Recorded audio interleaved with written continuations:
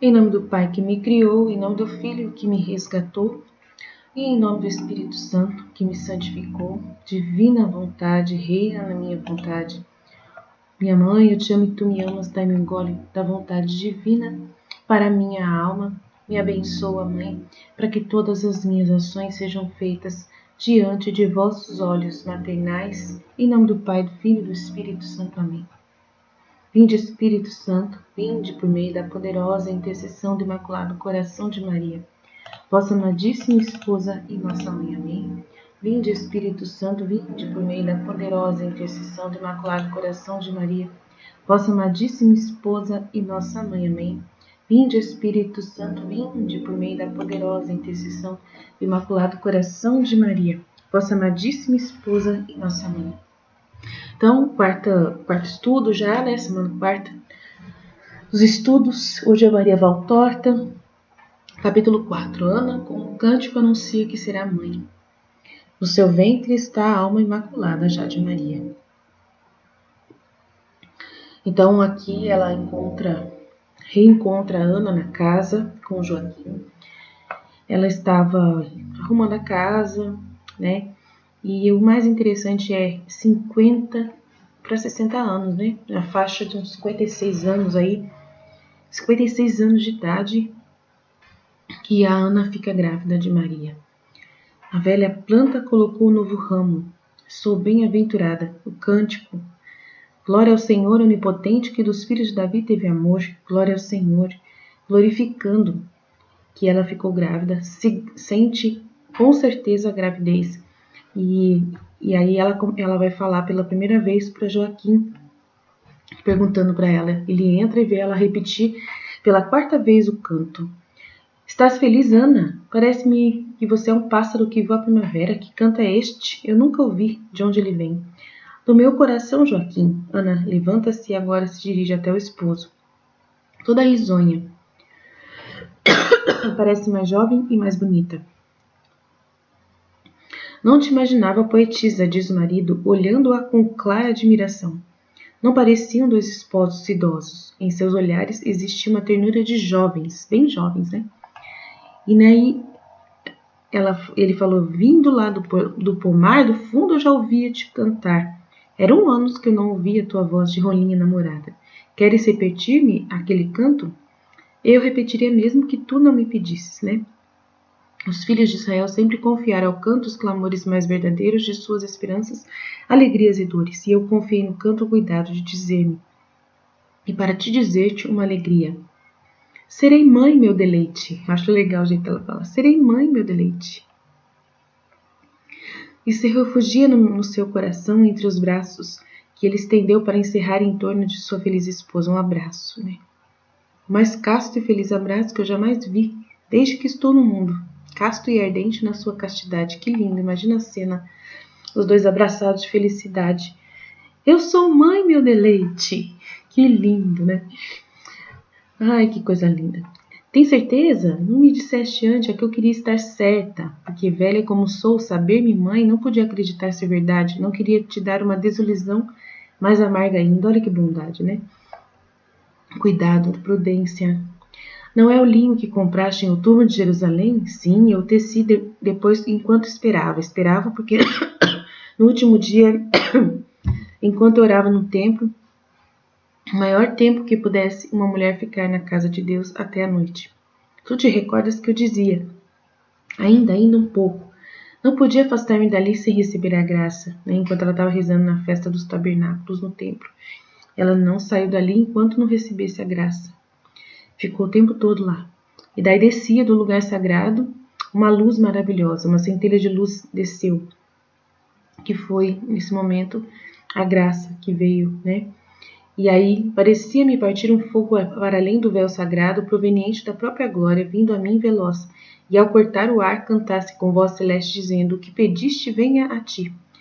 Então, como se estivesse recebendo a graça lá no templo. É por isso que eu canto, uma estrela virá a ti. Que filho será esse nosso, que se manifesta como luz de estrela no templo? Eu sou, na festa das luzes. Que filha, né? Fez com que tu tenhas visto em mim uma nova Ana de Eucana? Como chamaremos a nossa criança? Que doce canto! Que doce como um canto de águas ouço falar-me no ventre, com o seu pequenino coração que bate como de uma rolinha apanhada na cavidade das mãos. Se for menino, chamaremos Samuel. Se for menina, Estrela. A palavra que fortaleceu teu canto para dar-me a alegria de saber-me Pai. A forma que escolheu para manifestar-se entre a sacra sombra do templo. Estrela, nossa estrela. Porque não sei. Penso que seja uma menina. Parece-me que carícias tão doces não possam vir senão de uma docíssima filha. Eu não a carrego, pois não tenho nenhum sofrimento. É ela que me carrega sobre uma vereda azul e florida, como se eu estivesse amparada pelos santos anjos e a terra estivesse longe. Sempre ouvi as mulheres dizerem que conceber e gerar é sinônimo de dor, mas eu não tenho dor. Sinto-me forte, jovem, fresca, mais do que quando te dei a minha virgindade na juventude distante. Filha de Deus, visto que é mais de Deus do que nossa, aquela que nasce de um tronco árido. Não dá dores à sua mamãe, ela traz somente paz e bênção. Os frutos de Deus são Deus verdadeiro. Até para a mãe dela, ela trouxe paz e bênção. Olha o céu, Nossa Senhora. Então a chamaremos Maria, estrela do nosso mar. Olha que coisa linda, Maria. Maria, que quer dizer estrela do mar. Estrela do mar. Pérola, felicidade. O nome da primeira grande mulher de Israel, né, do mundo, né? Mas esta não pecará nunca contra o Senhor. Olha só, que coisa, meu Deus, que coisa. Como ela pode dizer uma coisa dessa, né? Como que pode ter tanta certeza? É o Espírito Santo falando através da Ana. Ela não pecará nunca ao Senhor, e só a Ele dará seu canto, porque a Ele é oferecida como hóstia antes de nascer. Oferecida como hóstia antes de nascer. Olha só, a Ele é oferecida, sim, homem ou mulher que seja, depois de nos alegrarmos por 3 anos com a nossa criança, nós a daremos ao Senhor. Olha que coisa. Hóstia também, nós com ela, pela glória de Deus. Meu Deus, como que pode isso aqui? Como que os pais demoraram tanto para ter filhos? São assim, gente. Que gratidão é essa? Que gratidão, meu Deus do céu, para ficar só por 3 anos com a criança e depois daremos ao Senhor. Hóstia, ela é hóstia, nós também seremos hóstia junto com ela. Hóstia oferecida em sacrifício. Ela é oferecida, pois nunca pecará contra o Senhor. Gente do céu, que mistério infinito que é, né? Essa concepção de Maria Santíssima. E a Nossa Senhora fala, né, desse momento lá no livro da Virgem Maria no Reino da Divina Vontade. No momento em que ela é concebida, Nossa Senhora fala no livro. É muito lindo, vale a pena você ver, mas eu não vou ler agora. É a Virgem Maria no Reino da Divina Vontade. Aí Jesus vai falar sobre sabedoria nesse capítulo, né? De várias coisas. Vamos ver o que ele vai falar aqui, vamos meditar em cima do que ele fala. A sabedoria, depois de tê-los iluminado com os sonhos da noite, desceu àquela que é vapor da virtude de Deus, certa emanação da glória do Onipotente, e tornou-se palavra para a estéril. Palavra, quando diz, né, que tornou-se palavra, tornou-se a ação de Deus, né, tornou-se promessa de Deus, tornou-se a concretização de uma promessa, né, a palavra de Deus que se torna fiat, faça-se Maria, né, faça-se Maria no ventre de no ventre de Ana, que faça-se o fiat de Deus. Agora, aquele que agora havia próximo o tempo de redimir, o Cristo, neto de Ana, quase 50 anos depois, mediante a palavra, farei milagres sobre as estéreis e as doentes, sobre as endemoniadas, sobre as desoladas, sobre as misérias da terra. Fará milagres sobre as mulheres doentes, estéreis, sobre as endemoniadas, olha que coisa. No entanto, pela alegria de ter uma mãe, eis que murmuro misteriosamente a palavra na sombra do templo que continha as esperanças de Israel. Templo agora no limiar de sua vida, porque o novo e verdadeiro templo não contém mais as esperanças do povo. Então agora o templo é a arca nova. Ali se formou dentro de Ana a nova arca de Noé, né? A nova arca da aliança. O templo onde Maria, né, onde Ana foi para receber a promessa de Jesus, receber essa graça de receber Nossa Senhora no ventre materno, é o próprio templo que se retirou do templo e colocou-se dentro de Ana, né? Porque Nossa Senhora agora é o templo. Só ela é o templo onde Deus habita. Naquele momento ali da história. Naquele templo lá, suntuoso de Jerusalém, não tinha mais vida divina lá dentro. Só tinha mortos, né? Mortos em si próprios, né? Os que atuavam lá eram todos sem fé, sem verdadeira fé, sem Espírito Santo, sem o Espírito Santo, sem o Espírito sobrenatural, né? Tinha uma fé morta. E agora do templo saiu uma luz, que era o Espírito que estava lá esperando para entrar no novo templo que é Maria. Esse é o verdadeiro templo de Deus. E nós somos chamados agora a sermos como Maria, templos novos do Espírito Santo, templos vivos do Espírito Santo. Né? Não ficar procurando encontrar fora de você a ação sobrenatural da graça, mas dentro de você. Esse é o desejo de Deus para esse tempo agora. Mas é ser a certeza de um paraíso para o povo de toda a terra.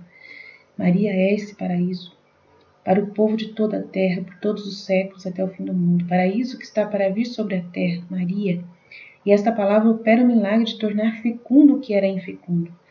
Dar-me uma mãe que não teve apenas ótima proveniência, né? Joaquim e Ana, como era o seu destino, também nascida de 2 santos, não teve somente um aumento contínuo da bondade pelo seu bem-querer, não teve somente um corpo imaculado, teve também um espírito imaculado, sendo única entre as criaturas. Tu viste a geração contínua das almas de Deus? Agora imagines qual deva ser a beleza desta alma, Maria, que o Pai almejou antes que o tempo existisse. O Pai já reservava, né, na sua mente a alma de Maria. Ela foi concebida na mente de Deus antes de qualquer outro ser vivo. Né? Somente Jesus quem estava imaginado na mente do Pai. Depois Maria, que seria a mãe, para trazer Jesus, né, em carne. Então ela é antes de todas as pessoas, antes que o tempo existisse. Desta alma que constituía as delícias da Santíssima Trindade, que ardia por enfeitá-la com suas dádivas, para lhe fazer um dom de si mesma. Ó toda santa que Deus criou para si e depois para refúgio dos homens. Ela é a arca de refúgio, né? Ela é a arca de Noé nova que a gente vai se refugiar nesse tempo agora da grande tribulação. Portadora do Salvador, tu fostes a primeira salvação, paraíso vivente com teu sorriso, começaste a santificar a terra. A alma criada para ser a mãe da mãe de Deus, quando de uma mais viva palpitação do trino amor brotou esta centelha vital, rejubilaram os anjos, porque o paraíso nunca viu luz mais viva. Como pétala de uma empírea rosa, uma pétala imaterial e preciosa que era jóia e chama, que era o hálito de Deus que descia para animar uma carne diferentemente das outras, que descia com fogo tão potente que a culpa não pode contaminá-la, atravessando os espaços e encerrando-se no seio santo. Ainda sem saber, a terra já tinha sua flor, a verdadeira, única flor que floresce eternamente. Lírio e rosa, violeta e jasmim, girassol e ciclame fundidos juntos, e com essas todas as flores da terra numa única flor Maria, na qual se reúne toda virtude e graça. Jesus falando. Nela se reúne toda a virtude e graça. Em abril, a terra da Palestina parecia um enorme jardim. As fragrâncias e as flores davam delícia ao coração dos homens. Mas a rosa mais bonita ainda era desconhecida. ela já era florescente, um botãozinho, né, no segredo do ventre materno, já que minha mãe amou desde que foi concebida. Mas só quando a videira dá o seu sangue para fazer vinho e o perfume dos mostos, açucarado e forte entre as eiras e as narinas, ela iria sorrir primeiro para Deus e depois para o mundo, dizendo com seu sorriso super inocente: eis que a videira, que vos dará o cacho espremido na prensa, Jesus, como remédio eterno contra o vosso mal, está entre vós. Então, a videira está entre nós. Nossa Senhora é a videira que iria dar o cacho espremido na prensa, que é Jesus, como remédio para a humanidade, para o mal, contra o nosso mal, a vontade humana.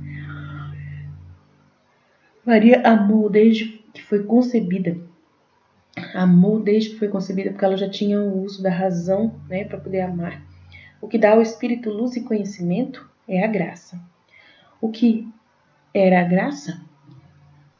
O pecado de origem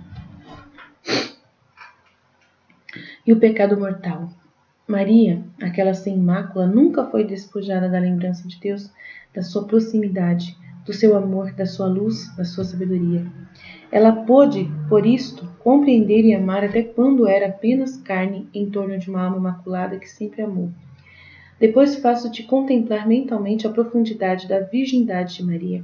Terás uma vertigem celeste, como quando te fiz entender a nossa eternidade. Por enquanto, considera apenas como trazer no ventre uma criatura isenta de mácula da ausência de Deus, da mácula da ausência de Deus. O que quer dizer isso? Do mal de não ter Deus dentro de si, o mal de não poder ser morada de Deus, que é o que nós somos, éramos, porque agora os filhos da divina vontade não são mais assim, Agora a gente tem a graça, novamente, de ser morada de Deus pelo dom da divina vontade. Mas a Maria já recebeu o dom da divina vontade. O dom da divina vontade a fez ser sem mácula, Ela tinha o dom da divina vontade desde sempre, nunca ficou isenta do dom da divina vontade. Que é outra coisa também, um segredo de Maria, Ela é imaculada também por causa disso, porque ela nunca ficou sem o dom da divina vontade, como muitos de nós ficamos por muito tempo. E agora a gente está assumindo esse dom. Mas Maria nunca ficou sem o dom da divina vontade. E esse dom, ele é justamente o que protege a alma dessa iniquidade do pecado, Dá à mãe uma inteligência superior, o dom da divina vontade, e transforma ela em uma profeta, mesmo tendo esta mãe concebido natural e humanamente. No caso, ela dá à mãe dela, Ana, uma inteligência superior e a transforma em uma profeta, mesmo tendo esta mãe concebido natural e humanamente, a profeta da sua filha, que a chama filha de Deus. Imagina o que seria se pais inocentes concebessem filhos inocentes assim como Deus gostaria. E esses filhos inocentes são os filhos da divina vontade, com o dom da divina vontade. Vai acontecer isso no reino da divina vontade. Ó homens, que vós dizeis semelhantes ao super-homem, essa parte é muito importante. Ó homens, que vocês se dizeis semelhantes, vocês se acham muito super-homens, mas com os vossos vícios, por causa da vontade humana, vocês não se assemelham a super-homens, mas sim a super-demônios com a vontade humana. Neste exemplo, terias encontrado um meio de chegardes ao super-homem. Saber permanecer sem a contaminação de Satanás, sem o pecado, através do dom da divina vontade, para deixar a Deus a administração da vida. Aí Deus, no centro, vai administrar a vida, o conhecimento, o bem, não desejando mais do que isto, que é pouco menos que infinito. Então, o homem se acha super-homem, coitado. Se acha super-homem pela sua própria vontade de ganhar a si mesmo, por si próprio, sem Deus, mas não é, são super-demônios porque são rebeldes. O demônio maior é rebelde. Então, nós somos seguidores do demônio se nós vivemos na vontade humana, fazendo a nossa vontade. Nós como deuses de nós mesmos. Então, isso é super demônios, você que tem a sua própria vontade. Agora, a pessoa, quando tem a divina vontade, aí ela pode voltar o seu coração e dizer-se imaculada como Maria. que se tornou imaculada através do dom da divina vontade. Então a gente pode ter certeza de que nós voltaremos à inocência, a ordem primordial para a qual nós fomos criados por Deus, sermos imaculados como Maria, né? Então, assim, é possível que a gente se purifique a tal ponto que fiquemos imaculados, totalmente imaculados como Maria, através do dom da divina vontade, totalmente fusionados, quando alcançarmos a consumação com Deus. E daí o dom da divina vontade nos é dado como em posse. Então, no primeiro momento, você vai usando o dom da divina vontade, usando emprestado. Você usa emprestado, pede para Jesus, me dá a sua vontade, eu não quero mais viver com a minha.